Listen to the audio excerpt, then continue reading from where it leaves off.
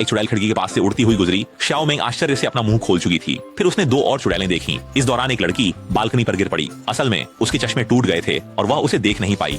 वह चुड़ैलों के स्कूल में प्रवेश परीक्षा देने जा रही थी और उम्मीद कर रही थी कि शाओ मेंग उसे रास्ता दिखाए। शाओ मेंग ने बिना सोचे समझे हाँ कर दी और वे उड़ने की प्रैक्टिस करने लगे। लेकिन बगल में खड़ी दादी ने ऐसा दृश्य देखा। चुड़ैलों पर सुरक्षा जादू होने के कारण साधारण लोग उन्हें नहीं देख सकते थे। अंत में वे उड़ने में कामयाब हुए और आसमान में टकरा गए, लेकिन कोई उन्हें देख नहीं पा रहा था। उन्होंने अध्यापक की जादुई टोपी को उड़ाया और वह चिल्लाते हुए स्विमिंग पूल में गिर गई। वे संघर्ष करते रहे और मदद के लिए चिल्लाते रहे। अध्यापक ने कहा, तुम्हें पहले उठना नहीं चाहिए क्या? लेकिन पानी बस उनके घुटनों तक ही आया था। स्विमिंग पूल से बाहर आते ही उनके कपड़े पूरी तरह भीग चुके थे। सिर्फ अध्यापक ने हाथ की एक झप्पी दी और उनका कपड़ा भी पूरा भीग चुका था।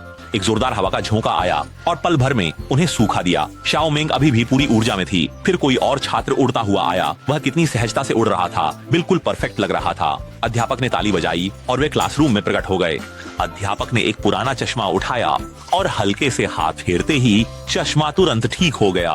शाओ मेंग अचानक अपना मुंह पकड़े खंबे के पीछे दौड़ी और उल्टी करने लगी। तुरंत स्थानांतरित होने से उसे चक्कर आ गए थे। अध्यापक ने उसे एक दवा दी जिससे खा लेने के बाद वह ऐसा महसूस नहीं करेगी। फिर उन्हें बाहर स्थानांतरित कर दिया गया। हेडमास्टर नए छात्रों को स्कूल का दौरा करवा रहा था। वह लैब में आया और मंच पर खड़े होकर उसने अपनी उंगली दवा में डाली और उसे छक लिया। अगले पल वह नीला हो गया। स्वाद का वर्णन करना कठिन था। उसके बाद उनकी प्रवेश परीक्षा शुरू हुई। शाओ मेंग ने पहले अपना नाम लिखा, लेकिन परीक्षा पत्रिका को देखते ही वह चक्कर में पड़ गई। जब अध्यापक परीक्षा पत्रिका जमा करने आए तो उन्होंने देखा कि शाओ मेंग ने एक पेंटिंग बनाई थी और एक भी सवाल का जवाब नहीं लिखा था। अब दूसरी परीक्षा की बारी थी।